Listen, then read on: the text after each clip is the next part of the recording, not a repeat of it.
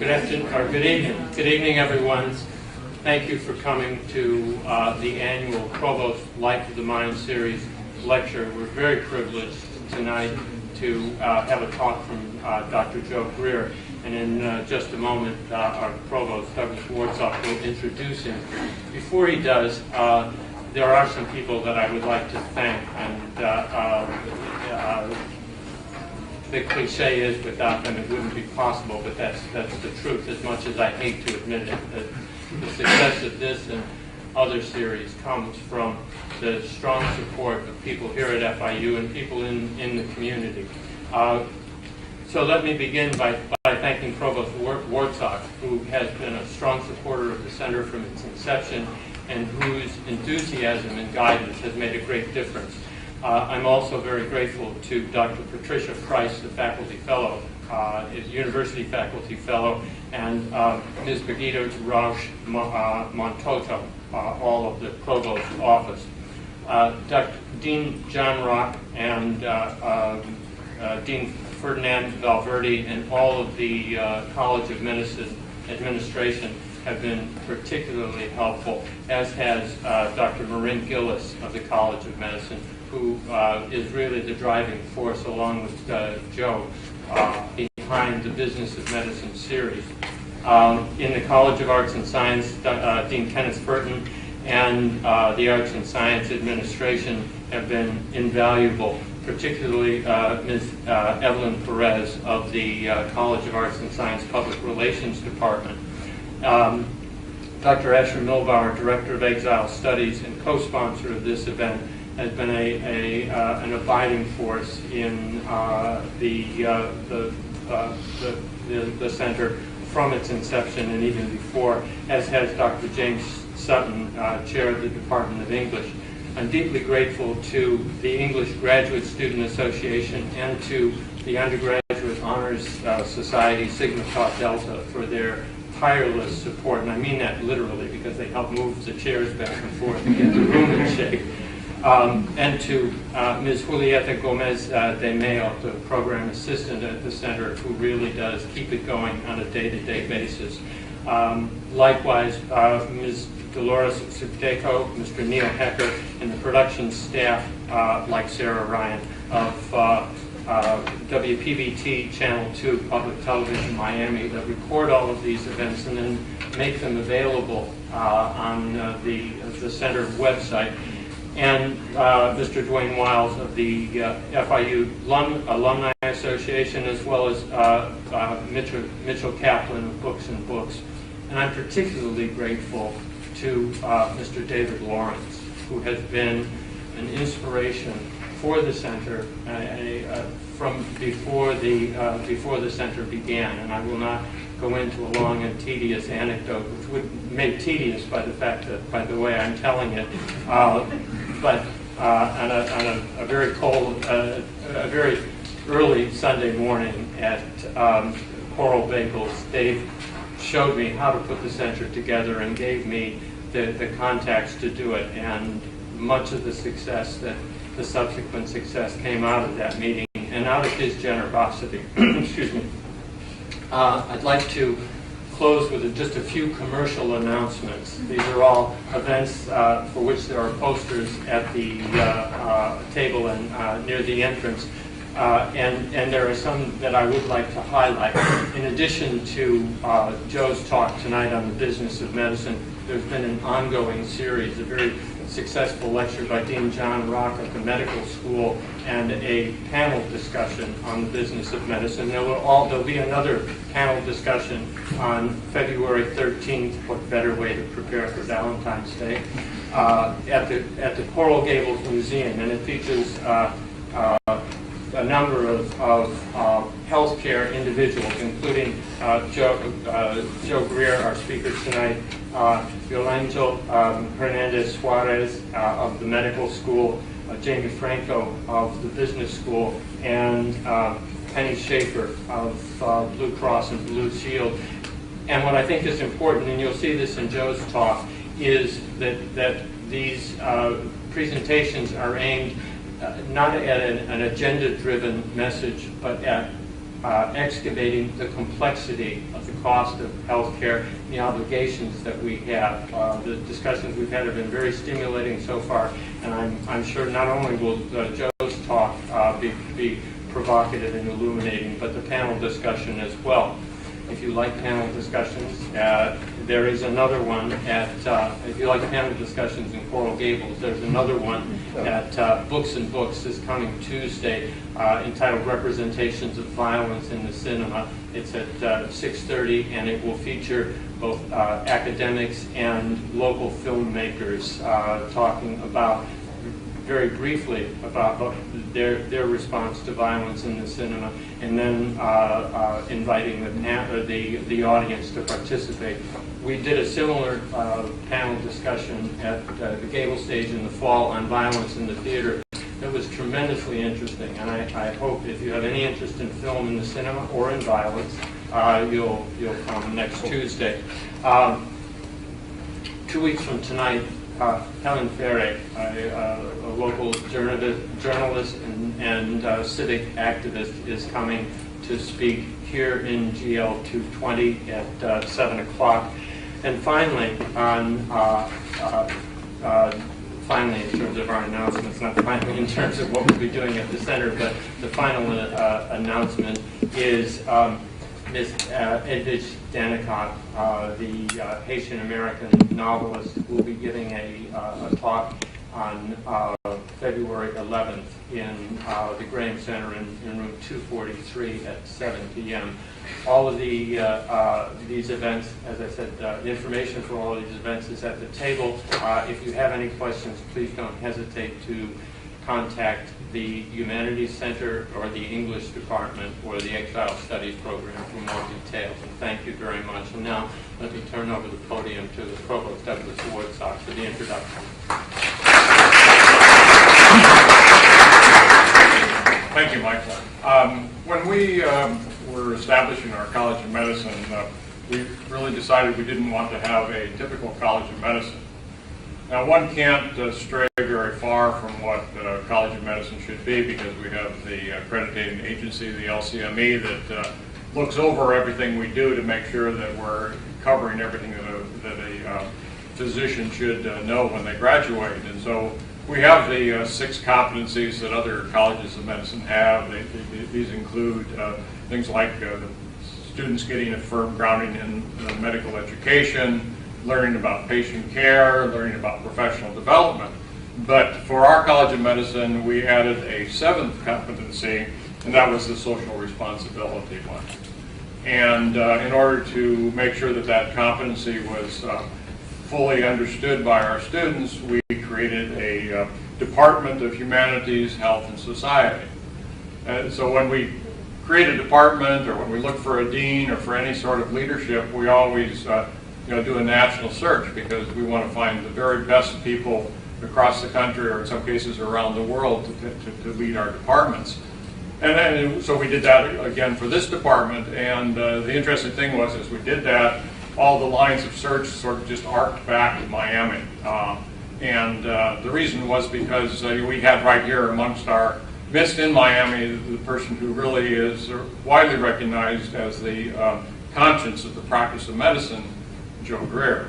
And he's not only that, but this is a man who is the recipient of a MacArthur Genius Award. He was named by Time Magazine as one of America's leaders, and by Newsweek as the recipient of the American Achievement Award.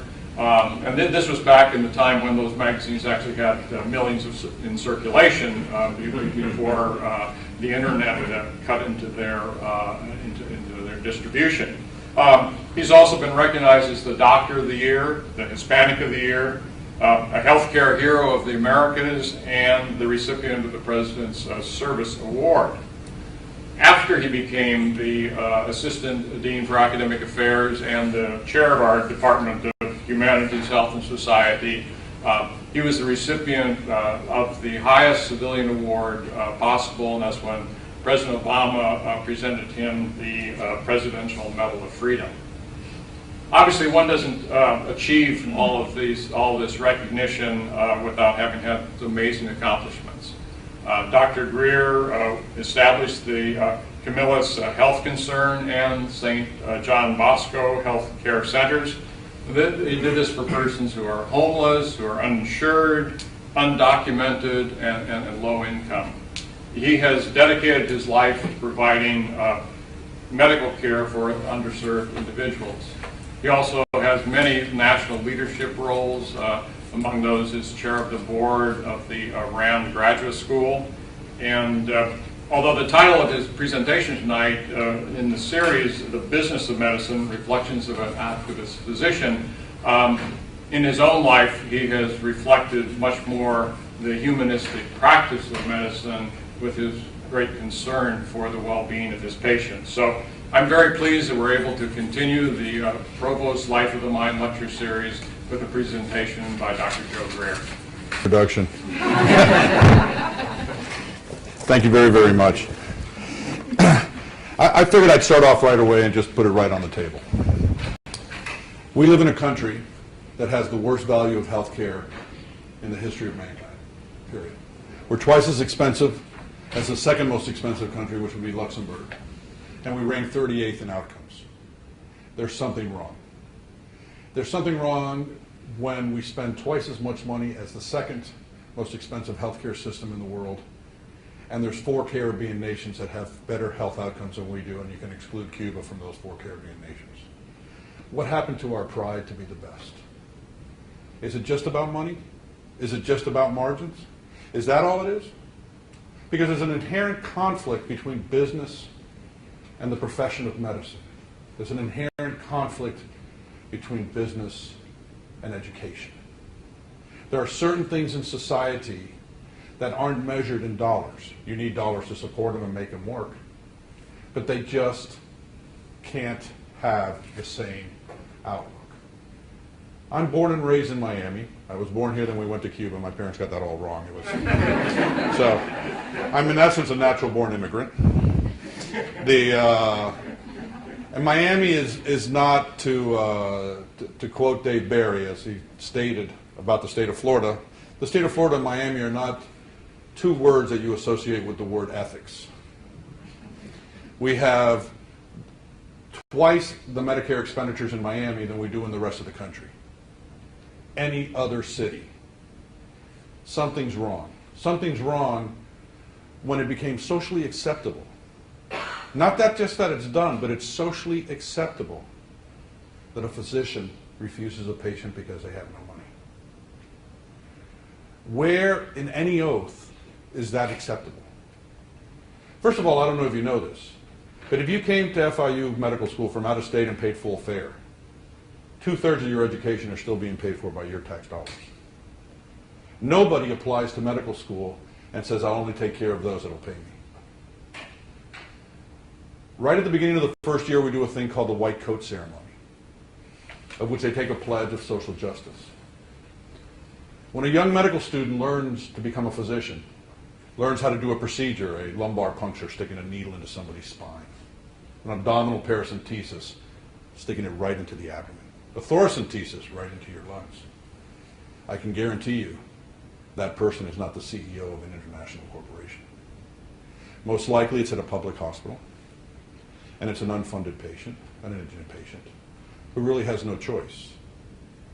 And then when we graduate our students, they take another oath. Some medical schools make up their own oath, but there are some classic oaths that they can take. So where in my society and in my profession did it become socially acceptable to say, I'm not going to see you because you have no money? When this recession hit in 2008, very few physicians were hurt. A lot of people lost their insurance. When they lost their insurance, they lost their doctor. They might have been their patient for 20 years.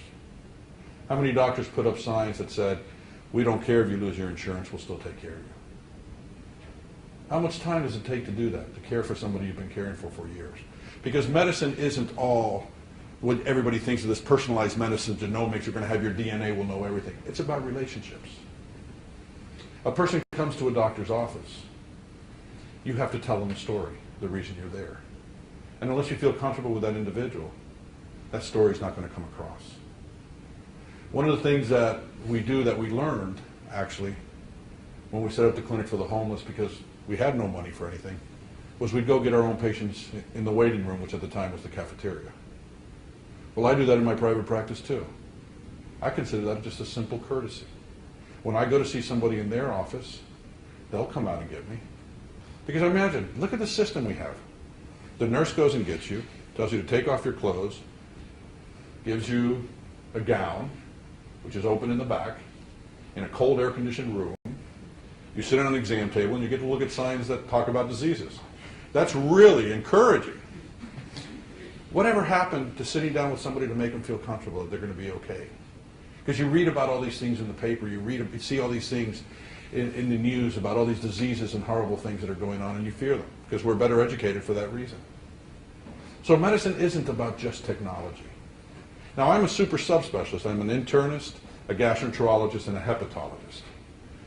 Now, here's the irony of American medicine. I studied to take care of one organ, the liver. 8 segments, 2 blood supplies. It's got a gallbladder and some bile ducts. But I get paid 5 to 8 times more than the pediatrician that was responsible for the care of my children. I get paid 5 to 8 times more than the family practitioner that's been trained to take care of everybody. Is that backwards or what? We've become a nation that won't let you die because we can transplant anything. But apparently we really don't care if you suffer, because we're not doing too much to prevent disease in this country, are we? Do you realize that one single street in different communities in this country can mean the difference between you living 10 years longer or 10 years less? Do you realize that the 2 most important factors for a long and healthy life in America are if you're white and if you're educated? How sad is that? And why do we continue to accept that? And then we have a system where it's for profit. Because business is business, and that's fine. We live in this country. I have no problem with that. And business is about margins. But what happens when there's an endemic? What happens when there's an epidemic? What happens to people when they lose their insurance? What happens when a company, to make their margins, decides to put everybody part-time, and that way they don't have to cover them? Because their stockholders are surely very happy. Because I've had the advantage of sitting on a Fortune 500 board of directors, which was Dr. Pepper 7-Up. Don't ask me how that happened. But all it was about your margins, because you were afraid you were going to get sued by somebody from Delaware. Because that's where all the lawyers were suing you, because you weren't making the margins you were supposed to make. These are sodas, folks. It's not about human life. And I remember the issue that came up at the board that time, and I being the only one that voted to support it, was when Arkansas wanted to tax all liquids that were transported across its state to support its Medicaid program. Do you realize that in Arkansas, they pay Medicare rates for Medicaid patients? Do you realize that in the state of Florida, they pay 49 cents on the dollar? And even worse for children. And now with our state, we want it all to go into HMOs. All of them are for profit. So who is the guardian that's overlooking that? Yes, there's an inherent conflict between business and medicine. It's about values. It's about what you want the endpoint for your country and what you consider important. But you know, it was interesting because on the title it says Reflections. And I was thinking about my career, and I still think I graduated from medical school like a week ago. But sometimes I think it's not so much what we do, but why we do it. Why do we do what we do? What drives us to do what is good, and what drives us to justify what is bad? And you have to look at your own history, and your own background, and those that taught you, and guided you, and showed you. So I thought I'd go a little bit through my background. As I said, I was born here by accident. My parents actually migrated to the United States from Cuba, my father in 1944. My father is the grandson of Barnes Greer, a foot soldier from Dalton, Georgia, who fought in the Spanish-American War, married a woman from the Canary Islands, and he grew up in Pinar del Rio, Cuba. Moved to Havana from 1928. He lived there until 1935. My father did not start school until he was 10 years old. That's how poor they were. When my father grew up in Cuba, he grew up in a house in central Havana that had dirt floors. As a matter of fact, the reason my name is Pedro Jose Greer, they call me Joe because I went to school at the University of Florida, nobody could pronounce Pedro. That's not true. Vanna White would hand out vowels, and it was Pedro. Was because my grandfather, when he filled out his birth certificate, which is very common in third world countries, whether you have birth certificates or not in survival, actually thought he named my father Joseph Raul. So my father grew up as Joe in Cuba until he came to America and had to pull out his passport and found out his name was actually Pedro Jose. The irony of all that is all my father's old Cuban friends call him Joe, and all the Americans call him Pedro. So as is traditional in immigrant families, his name was Pedro Jose, so I was Pedro Jose. He was Joe, so I was Joey. So I remember one time I was actually giving the very first National Hispanic Medical Association talk, and somebody asked me, why did you Anglonize your name to Joe Greer? I said, first of all, my last name is Celtic, we hate the Anglos. I said, and number two, because my grandfather was drunk. And the interesting aspect of that is my father's sister married a gentleman by the name of Miguel Garcia, who ended up becoming Lucky Luciano's bodyguard. So I have a picture of my uncle with Frank Sinatra in 1945 in Sloppy Joe's in Cuba, which is like the coolest thing I have. My wife doesn't really like me to tell that story. On my mother's side, though, my mother is the granddaughter of Paul DuPont, who was the assistant to General Leonard Wood, who was the chief of staff of the Army and the military governor of Cuba, and eventually became the governor general of the Philippines. He was also a physician that was educated at Harvard. And he stayed in Santiago, Cuba. My mother's father, that was her mother, my mother's father graduated from, my grandfather, from Cornell in 1910, of Lebanese origins. And they retired in Miami in 1945, and she graduated from Edison High School, and my parents met at the University of Miami. My father went back to Cuba to go to medical school because his family had no money and he could not afford an American medical school education. He went here on a scholarship that was for Hispanic students or Spanish-speaking students. And my father actually worked his way through medical school as a bouncer and a croupier in a casino because my uncle was the head of security. I grew up right down the street here, Westchester, 16th Street and 97th Avenue. The most amazing thing of my life is my father is probably the greatest doctor I have ever met in my life. He just recently retired. And we never talked about money. Never once was that a conversation. Never once was that an issue. Never once did we feel poor. Never once did we feel exceedingly rich. We felt we had it all. I remember going on vacation with my father, and if he saw a kid that had some lesion on the skin, my father would walk him over to the pharmacy and get the medication for him. That's just how it was. And I got to tell you, it was no fun growing up in Miami. It's a small town where there was, that everybody came up to me and goes, oh, you're Pedro's son. Oh, you're Pedro's son. So I wanted to do anything in my life but be a physician. So I started college in political science. Then we had the war and it ended, and Richard Nixon. Those were not encouraging times, although I thought it was very important that nobody was above the law. I tried philosophy, but yoga is just not for me.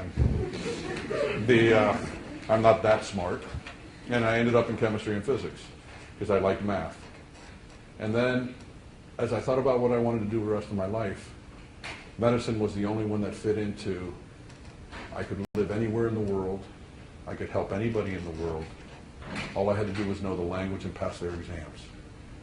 I could do social medicine, I could do academic medicine, I could do bench research, I could do science or just clinical medicine. It offered to me the options that I thought were there to make the world better. It's sort of interesting because growing up here in Miami in the 1960s and the early 1970s, there was huge civil rights issues. We're still a southern town. At my high school in 1969, the Ku Klux Klan actually burned a cross because we were the first ones to bring in African American students.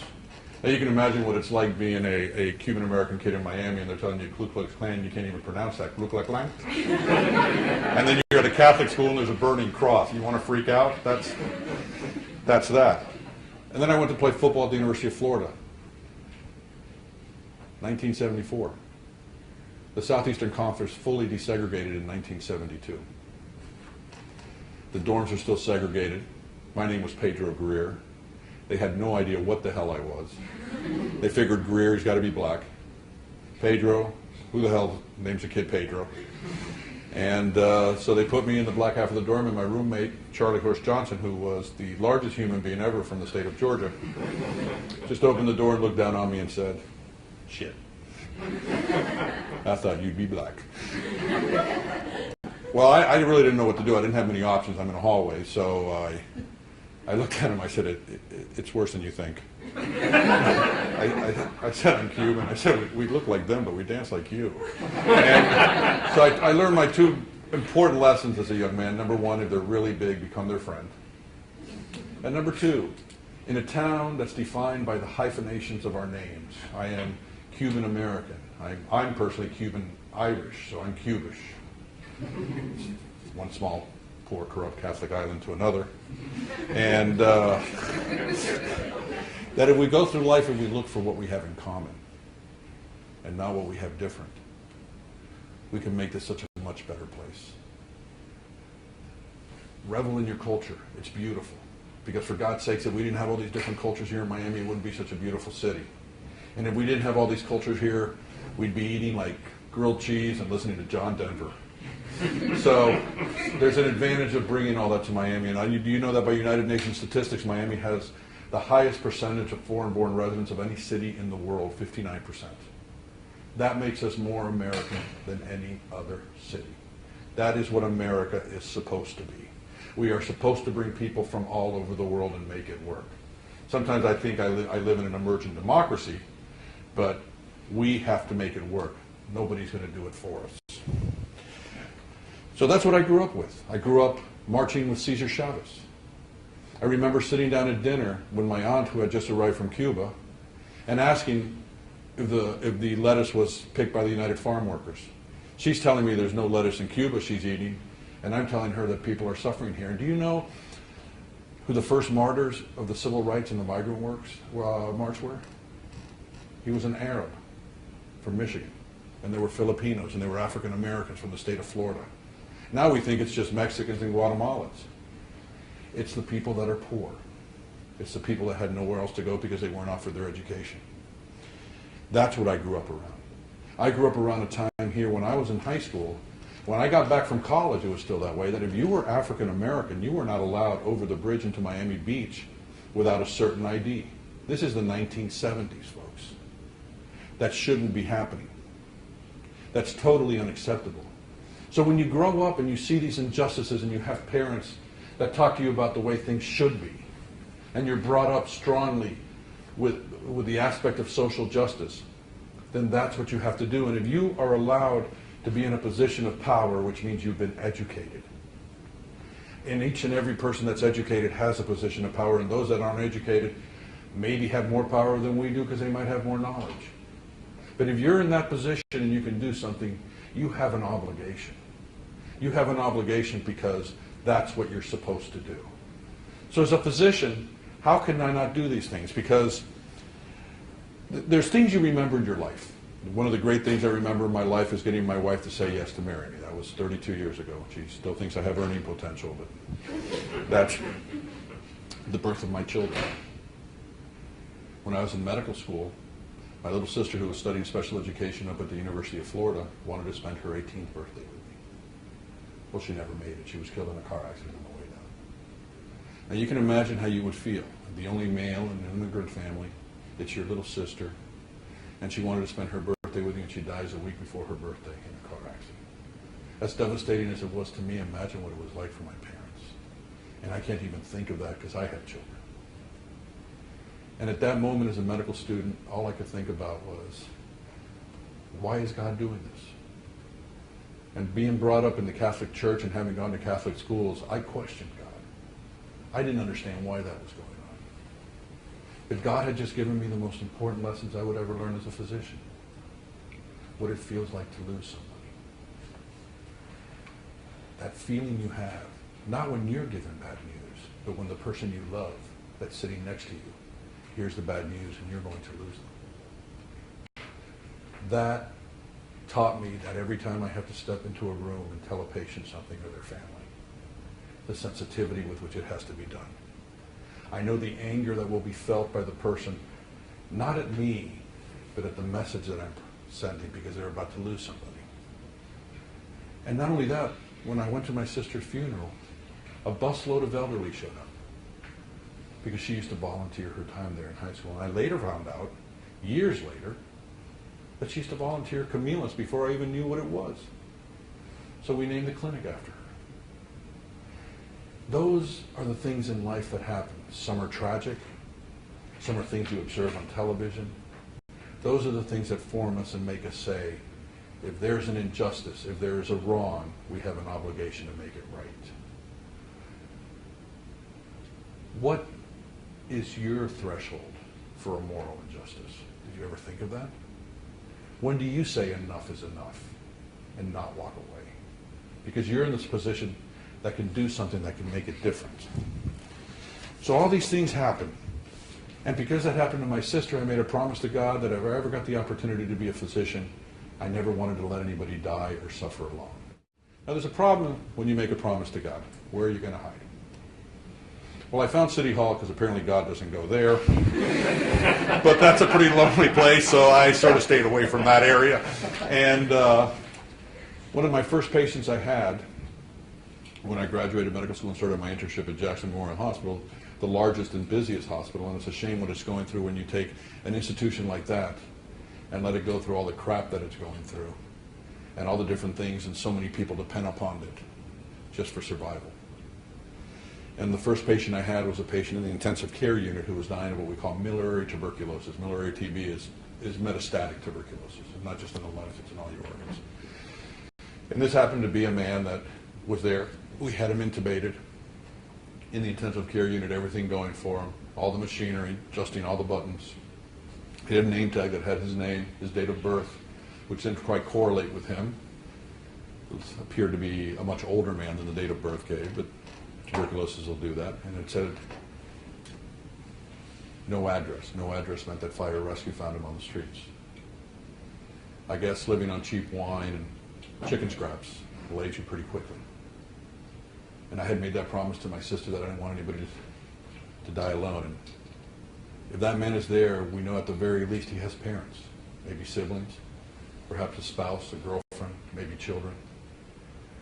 And we're not telling them, and they don't know he's dying. And it was at that moment that I said, what's the first thing you do in academics? You go to the library. You look up homelessness. Most of the literature was coming from England. There was very scant literature in this country. And at the time, Miami was even less compassionate than it is today. There were 2 shelters, the Miami Rescue Mission and Camillus. And I went to these shelters to see if anybody knew this man's name. And what I found a world of individuals that were doing work where they could be out making millions of dollars. This is the 1980s, the early 1980s, when we're in a recession, when cocaine is coming in, when crack cocaine is all over Overtown, and at the same time there's a new thing out there called HIV. And they clash, and they're clashing in this inner city. And I'm an intern at Jackson. And so what do? I decide to start a clinic with the homeless. And Brother Paul, who was at Camillus at the time, said, you want to start a clinic? Great, you can start serving food first. And he made me serve food for about a week, and then he made me hand out clothing. And he made me learn the true plight of what it was like to be homeless, of what it was like to have nothing. And then he let me start a clinic. And we started the clinic there. We didn't have much equipment. We'd borrow things from the hospital. We had planned to return them. The statute of limitations is gone. I can do all this stuff right now. And we started taking care of the homeless. And we did it for 5 years without a penny. We had no funding. We had volunteers. They asked me, wasn't I worried I was going to get sued? My ex-brother-in-law, who's an attorney, was concerned about that. I'm thinking, really, what do I have, loans and a mother-in-law? You could have them both. Just kidding, I would have paid off the loans. And nobody's ever sued us there. Now you want to know what I consider my biggest failure in my career? In 1999, we opened that big old Camillus clinic that's right there off 985, Camillus Health Concern, 3 times the size of the original clinic that we had on Northeast 2nd. Now I'm going to give you a little story too. That's the clinic we have on Northeast 2nd. We never got a certificate of occupancy. When we were building that clinic, my old roommate from college, who was a contractor, at the time we had fax machines, so I would fax him pictures every day of homeless kids until he built it for us under cost. And when we're ready to open the clinic, the zoning committee commissioner, whatever, at the city of Miami told me that I had to replace the sidewalk for $10,000. Now, it was okay that people could sleep there, but it wasn't okay that they could walk on there to go into a clinic. So I remember in a quiet office in the back of City Hall telling them that this is what I was going to do. I'm going to open the clinic on Monday because we promised the people we would. And if you want to close this down, please let me know. I will call the media, and I'll bring out all the women and children we're taking care of and all the men. And I'll have you explain why in a free clinic, for those that need us the most, you're going to close this down for a sidewalk. I don't advocate doing this now. Back then I was young and stupid. I'm no longer young. But it was, how can they even think of that?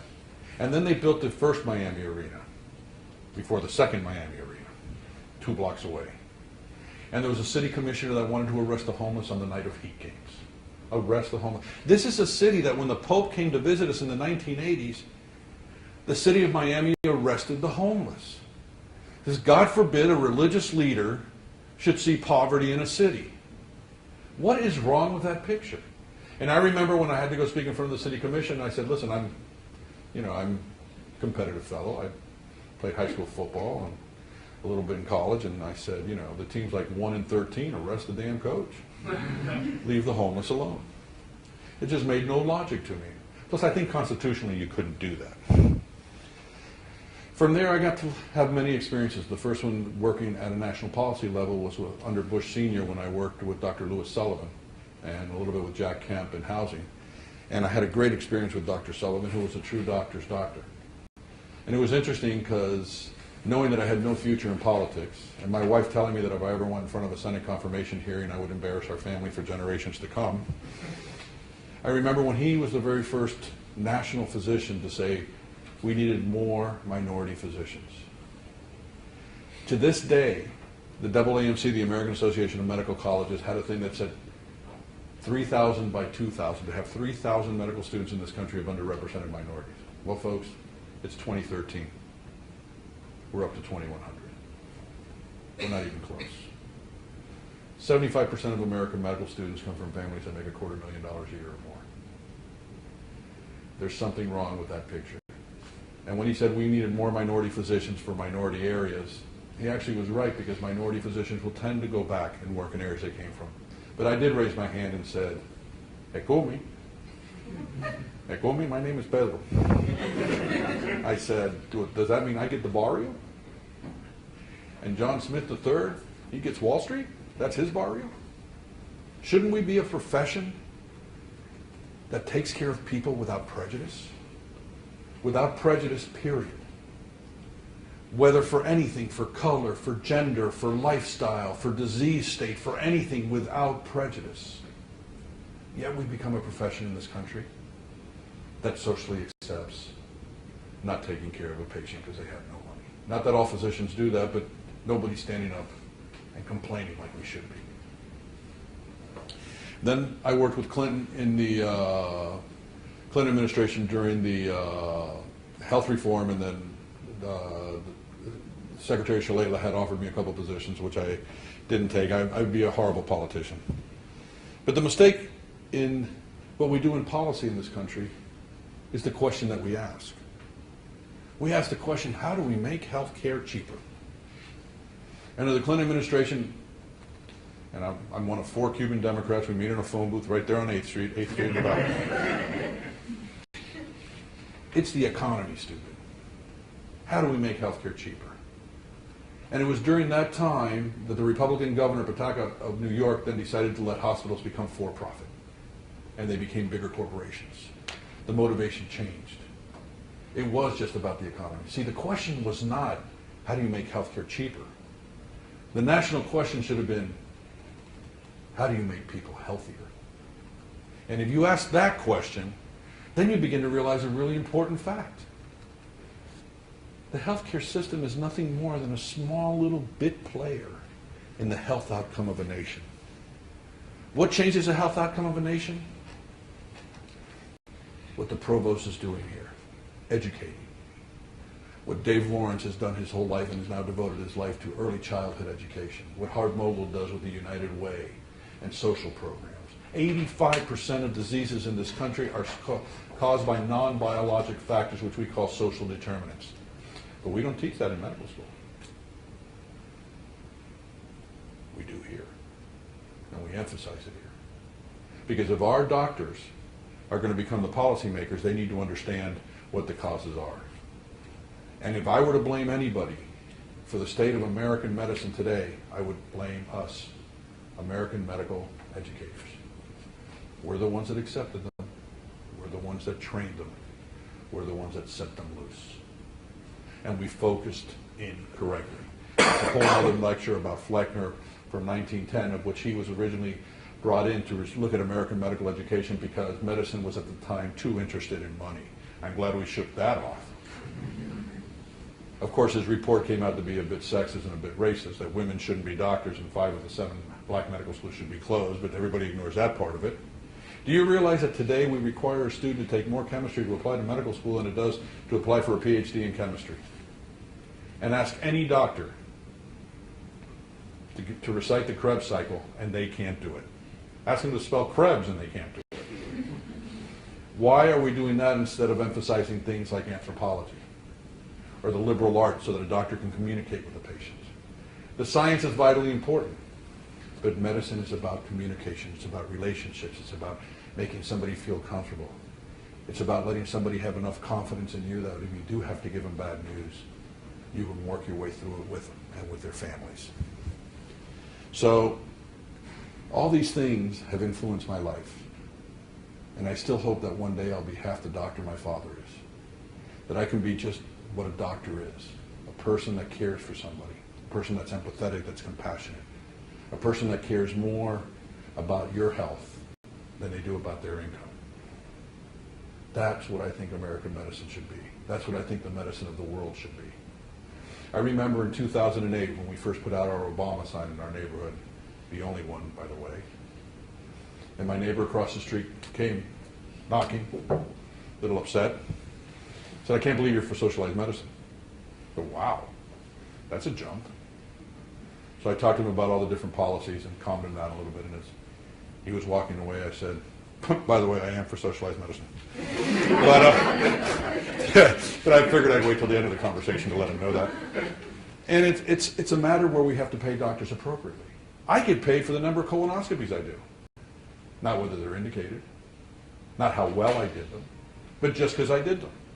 Do you buy a car because they make the most cars? Pediatricians get paid the least, but they're the ones that keep our children healthy so they can become productive members of our society. So let's pay them the least. Family doctors, internists are on the bottom of that scale, the primary care doctors. They're the ones that are going to keep you alive. Those are the ones you want to be the smartest.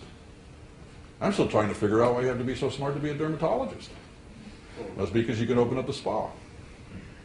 And there's money involved. Excuse the expression, I'm a gastroenterologist, but I think the system's somewhat ass backward. Okay? We need to start paying people for how they take care and what they do. The financial system of medicine in this country is hospital-based. Of course it's going to be so expensive. In England, when I was in Cambridge this summer, we were looking at the national health system. The smartest students in medical schools in England become family practitioners. Not only that, they control the economics, not the hospital. So they have better outcomes. Their patients live longer. Their patients live better. Why? Because about 10 years ago in England, or 15 years ago, when they decided to look at laws and health outcomes, the first 10 things they changed were social and public policies, not health policies.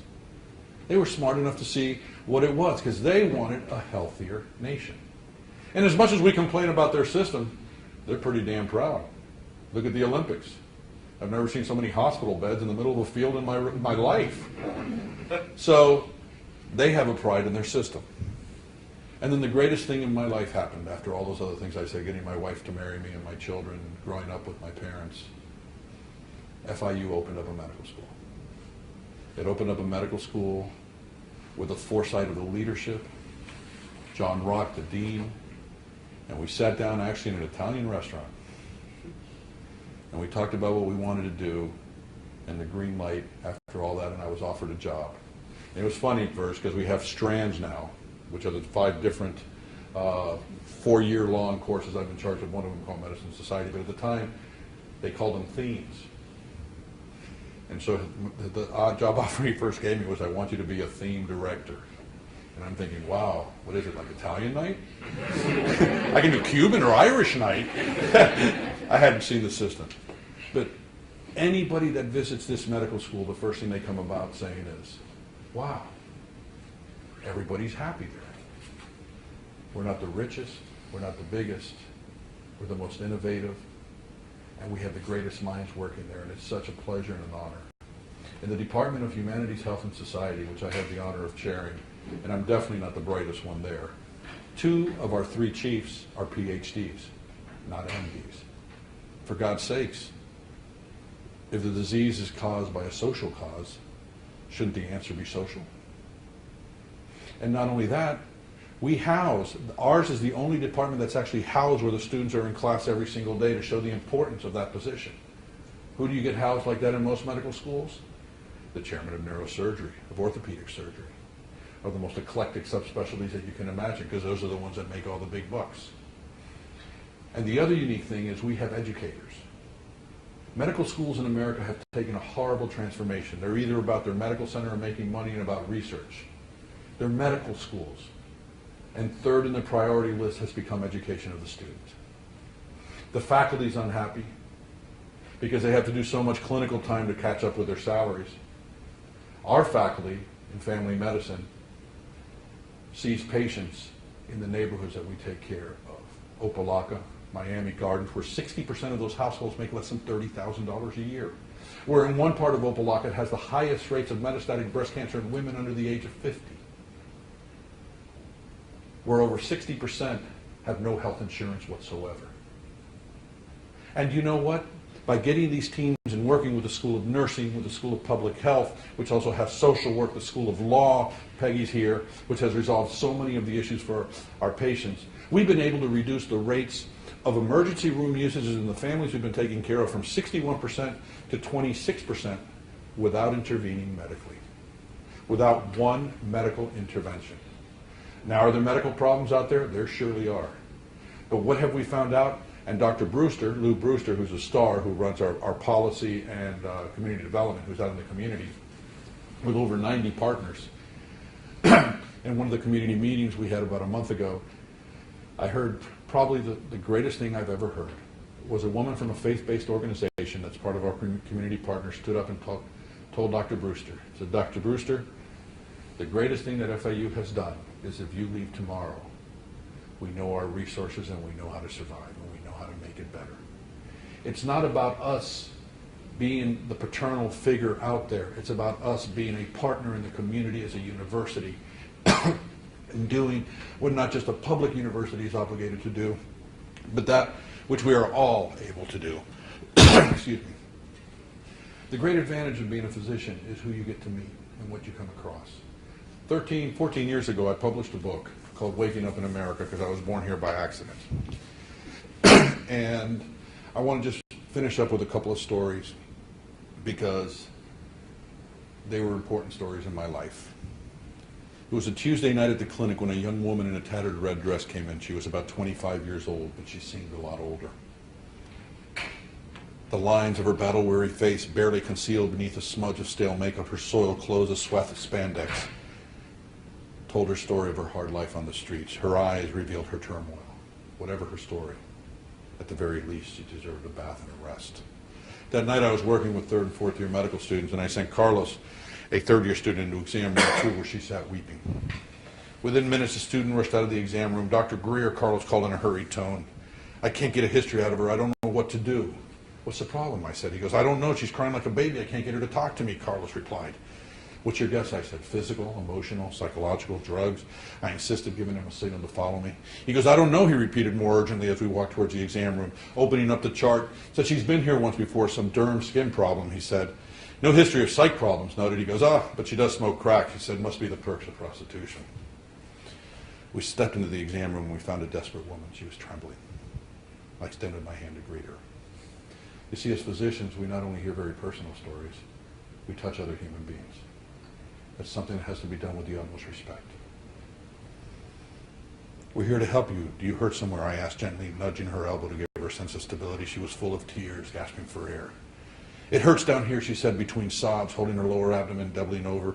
It feels like it's burning. It won't stop. Please help me, please.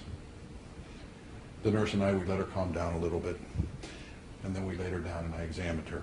As I palpated her tender belly and examined her further, I concluded her symptoms and the exam suggested a mix of pelvic inflammatory disease and other sexually transmitted diseases. It'll be okay, I told her, trying to offer a little reassurance. Slowly, she began to tell us why she really had come to the clinic when she could have gone to the gynecologist at the public health unit. I was raped. Raped hard last night, she said as she doubled over again in tears and in shame. Why didn't you go to the rape treatment center at Jackson, I asked. After all, it was a top-notch center just a couple miles away. Doctor, she said, with a look that suggested I should know the answer to my own question. She said, look at me. Look at how I'm dressed. She paused and then she broke again into sobs. Or you give a Cuban water, that's it, forget it.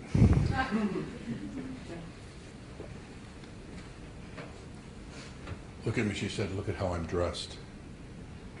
I couldn't take the comments people would make. Person is violated in my city, and because of attitudes we take and judgments we make, that person can't seek help. I hope we understand what's wrong with that, and we try as hard as we can not to be judgmental towards others. Once again, as a physician, we should take care of people without prejudice. But she was right. You see, we have this mammoth system of health care, and we can offer excellent medical care and all of the best technology. But buildings, equipment, you know what? They offer no solace, no empathy, no protection from prejudice. That's because no matter what you construct, you can't build a soul. That comes from each and every one of us.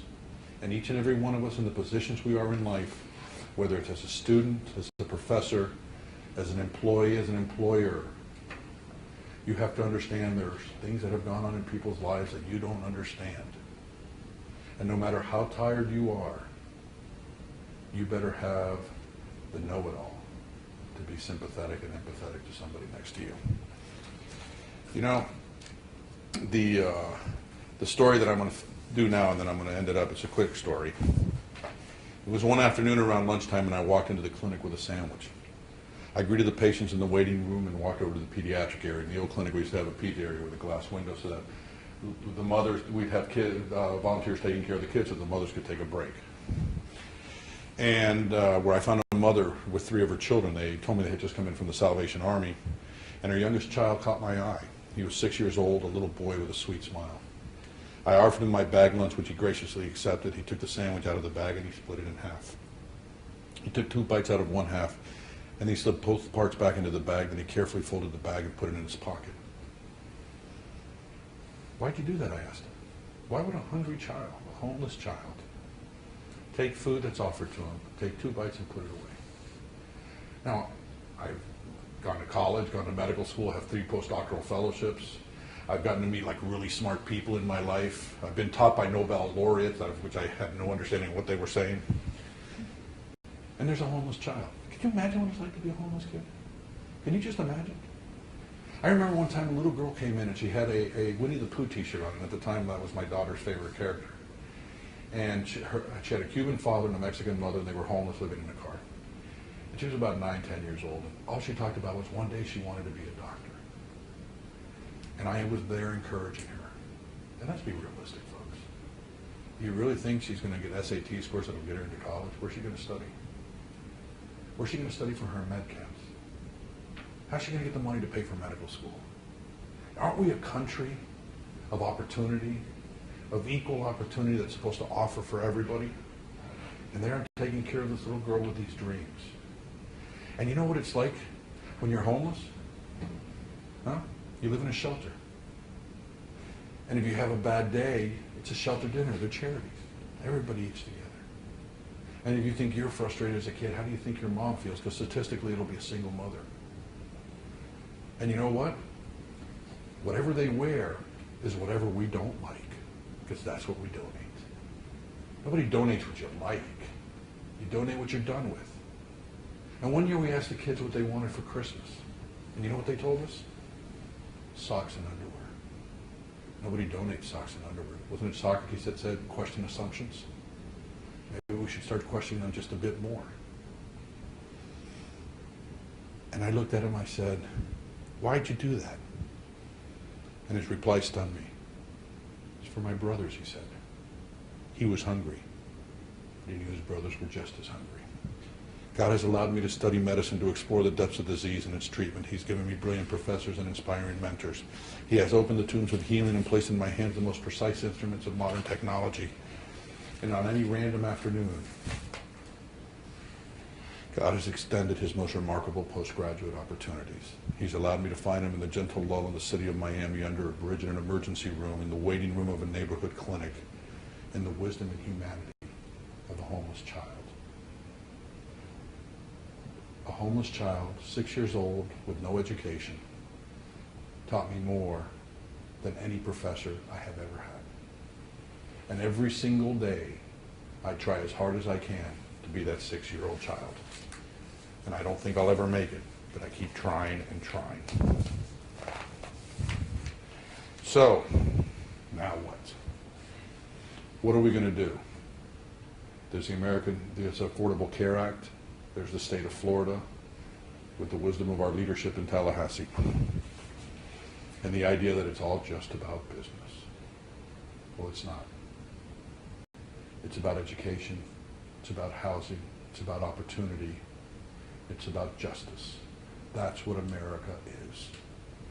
So, with what's out there, we'll work with it and we'll keep the battle going. Because you know what? No matter what, I still get in my car and get to drive home and argue with my wife as to where I'm going to put the air conditioner. But somebody else doesn't have that opportunity. And I think of my father, that it wasn't until he was 10 years old that he had the opportunity of education. But because he had that opportunity of education, he became the greatest doctor I ever knew. And when I grow up, I want to be one of two things: half the doctor my father is and one of my children. Thank you very much.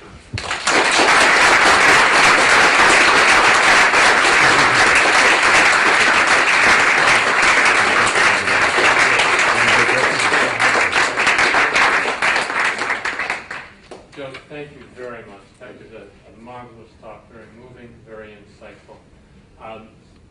If you have any questions, I'm sure Joe would, or Dr. Greer would be very happy to respond and to engage you in what he's been talking about. And when I say I want to be one of my children, my daughter does public interest law. And she deals with the issues of schools to prison. And when I asked her one day, I said, Alana, why didn't you want to go to medical school? My daughter, by the way, I'm very proud of her, graduated from Harvard Law School and makes less money than my son, the bartender. But anyways, she said 2 reasons. Number one, Dad, when it's take your daughter to work day and you're doing colonoscopies, that's not real encouraging. But number 2, what she said was, Dad, physicians are doctors to people, and lawyers are doctors for society. And my daughter is doing work, and my son the same way. My son actually studied theology and philosophy. That's why he's bartending. But he's a comedian and an actor, and very socially conscious, and he hopes to use that vehicle to get people the same way. Because of what they're doing such great things. But anyways, that's the reason I said that about my kids. And also because my son lives 2 blocks from the beach in Southern California. Any questions? Yes, ma'am. You mentioned that a lot of our health care problems are caused by various social ills. If you were to address, you focus a lot on obviously our education system, but what other sort of social problems would you address? Obviously poverty. Poverty can be addressed by opportunity. That's number 1. Number 2, you can't address education isolating it without all the other determinants that prevent the family from supporting the child and the educational materials that are needed. So you'd have to be able to do that. Simple things such as transportation, infrastructure. I wish we had elected officials throughout this entire country and the state that actually cared not just about their careers and their election, or not just about a soundbite, but something that would make the community better. Because it does come down to the community. And we all have choices as we go through in life as to what level you want to be in a society. You want to be at a federal level and push the big P, the big policy lever? Or do you want to be the one that's directly working at the level right there on the streets with the smaller P, which is probably more important? Whatever it is, it comes down to what is the question you're going to ask from a policy perspective to resolve it. Do we want just to put more money into education, or do we want better educated populace? Are we willing to look at the governance of local school boards, which is a system? And that's a big question, a big thing that has to be looked at. Is it something that we should consider saying, well, maybe it's let's do a for-profit? I have a problem with that. Because when the money dries up, you let the society just dry out and in the future gets worse. So we have to look and see what is our motivation for doing these things. Capitalism is great, but not when it's unchecked. People go unemployed. People take over companies. It happened at Eastern. It happened at Pan Am here in Miami. We saw what happened with that. We saw what happens when the margin becomes more important than the product. And how important is that margin? How many millions do you need to make? How many steaks can you eat at once? So I'm not saying don't live nicely. I did very nicely. I live in Coral Gables. I drive a German car. My kids have been in private education their whole life. You know, it's not that you shouldn't have nice things, but you should not have things at the expense of a society or people. And that's the problem I have. And here at FIU, the mission at FIU, and I tell you this with the greatest of pride, and the fact that we're actually, in spite of getting the licensing, of which, by the way, the LCME loved us for what we're doing, and of all the new millennium schools, we're the only ones that are doing this. And you know what? We still haven't gotten it completely right. And we got to keep doing that. And you know that we start our first 9 weeks of education with our students with the ethical foundations of medicine. And Marin Gillis, Dr. Gillis, Marin, stand up a second. She's our superstar. She's our most valuable player, you know. And she's got a PhD, not an MD. She's the one that instills this in every single student, has instilled it not only that, but on her own has put the ethics into 20 other courses at the medical school.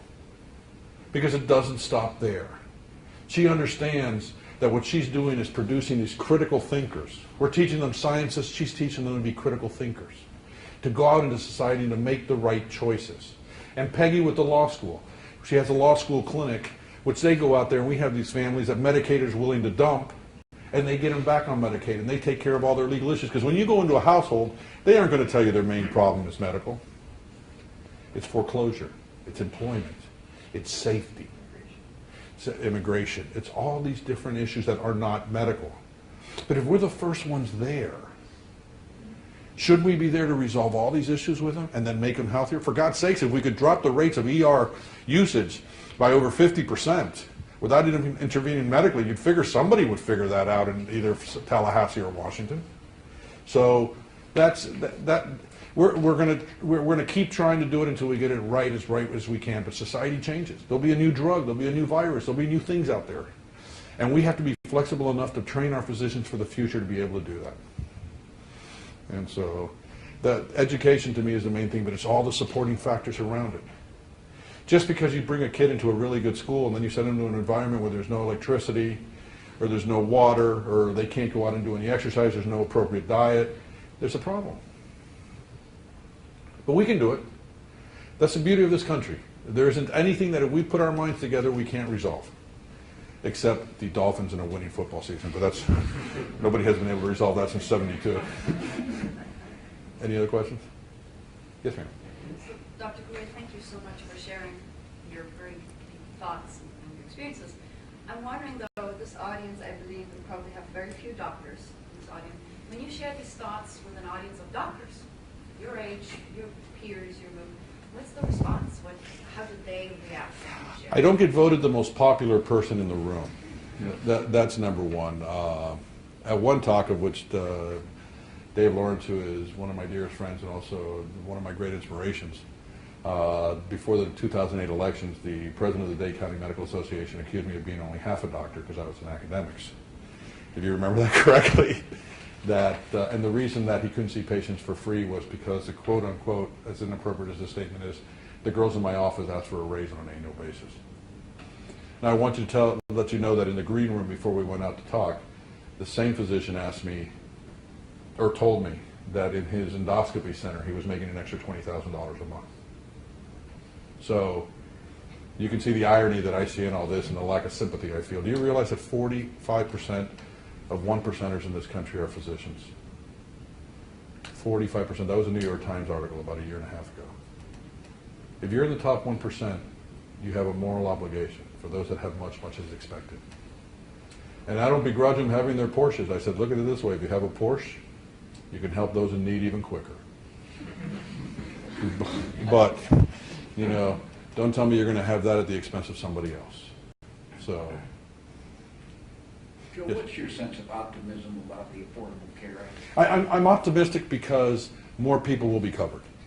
We already know that just from the early stages, which was insuring kids under their parents up to the age of 26, you have a healthier population. Just by doing that, just by getting rid of pre-existing conditions. The real question is, how do the insurance companies deal with this? I mean, I didn't go into this today, but they aren't always the good guys. There was a study that was published in Health Policy last August that took a median family of 4 that in 1999 made in today's dollars $73,000, and they were all insured, all family of 4, by their employer. In the year 2009, the same family was now making $99,000 in today's dollars, or 2012 dollars. But because of private insurance and its co-pays going up at a rate that is exceeding inflation, although that has slowed down a little bit, that family only took home $90 a month more instead of $2,000. So I have yet to see an insurance company file for Chapter 11. They all seem to be doing quite well. Somewhere along the line, when insurance companies have these huge foundations that are worth hundreds of millions of dollars and we need them, you would think, wouldn't it be better, instead of donating money, to help create a system where you didn't have to? The greatest failure I had was building that clinic on I-95, and the reason it was because we tripled the space of a homeless clinic. We failed. More people needed help. The idea was to make the clinic obsolete. That we've resolved the problem. Do we need to set the bar that high? You're damn right we need to set the bar that high. Because if you set the bar too low, somebody's going to suffer and you're going to quit early. And it's wrong that more people are homeless and more people are poor and more people are suffering. There's just something inherently wrong with that. Do you understand that for the first time in the history of the United States of America, our children's generation will not live as long as we will? Ours will, because they're educated. But because of the disparities in outcomes in this country, the average means that they will not. And interestingly, too, there's some statistics showing that they won't be as well educated as we are either. There's something wrong with that. When are we going to get angry enough to say, that's wrong, let's fix it? That's what we need to do, because people's lives depend on it. And I could go on and on forever. Don't ever give a Cuban Irish guy water, for God's sake. I want to thank you all for taking your time on Wednesday night.